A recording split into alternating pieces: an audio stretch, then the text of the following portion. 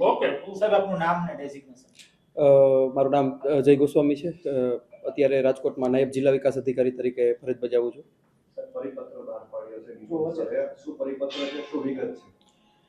ગઈકાલે ડીડીઓ સાહેબની સહીથી એક પરિપત્ર થયેલો છે, જે અંતર્ગત ગ્રામ્ય કક્ષાએ અમુક અરજદારોને પ્રતિનિધિ મહિલાને બદલે એમના વતી બીજા કોઈ અન્ય વ્યક્તિઓ સાંભળતા હોવાની ફરિયાદ છે અમને મળેલી હતી. અને આવી ફરિયાદો ઘણી વખત આવતી હોય છે કે ભાઈ અરજદારોને સાંભળવામાં જે વ્યક્તિ છે એમને બદલે બીજા કોઈ વ્યક્તિ સાંભળે છે.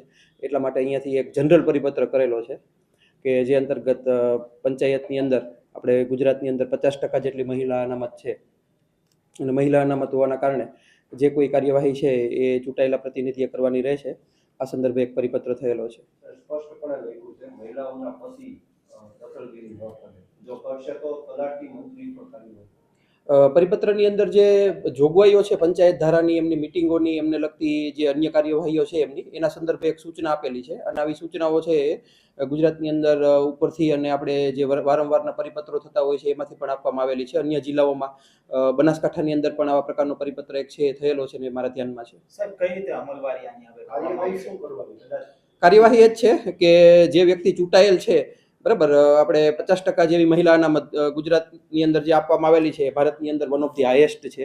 અને આ જે મહિલા અનામત છે એ એકચ્યુઅલી એમની સાચી ભાવનામાં મહિલાઓ દ્વારા જ ગ્રામ પંચાયત કક્ષાએથી જે કાર્યવાહી થાય, બરાબર, એ વ્યક્તિ પોતે જ એમની અંદર કાર્યવાહી કરે, અરજદારોને સાંભળે, એમના જે કોઈ ઇસ્યુઝ છે એ સોલ્વ કરે. આ પરિપત્રની મૂળ ભાવના છે. કાર્યવાહી એ જ છે જે પરિપત્રની અંદર આપણે સૂચનાઓની અંદર લખેલું છે કે ભાઈ મહિલાઓ છે પોતે આ જે એમને પદ મળેલ છે એમનો મેક્સિમમ ઉપયોગ કરે, એ છે બરાબર, એમના પ્રતિનિધિત્વને આપણે જે આપેલું છે એમનો સાચામાં સાચો ખરા અર્થમાં ઉપયોગ કરે, અને ગામના જે લોકો છે એમની જે સમસ્યાઓ છે એમને સાંભળે ને એમનું સોલ્યુશન કરે.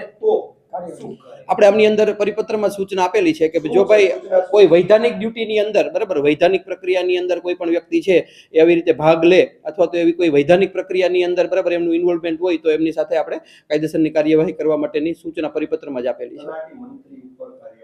પંચાયતની બેઠકની અંદર જો કોઈ પણ વ્યક્તિ છે, બરાબર, અન્ય વ્યક્તિ એમના બદલે હાજર આપે વૈધાનિક જે એમની ડ્યુટી છે એમની અંદર, તો પછી આપણે એક સચિવ તરીકે, ગ્રામ પંચાયતના સચિવ તરીકે તલાટી મંત્રીની એ જવાબદારી છે કે ગ્રામ પંચાયતની અંદર જે સદસ્ય છે કે સરપંચ છે એમને જ હાજર રાખે ને એમની જ, બરાબર, અગુવાઈની અંદર આજે આખી કાર્યવાહી છે કરે. અને જો આમ ના થાય તો પછી તલાટી મંત્રીની સામે પણ અત્રેથી છે એ પગલાં લેવામાં આવી શકે છે.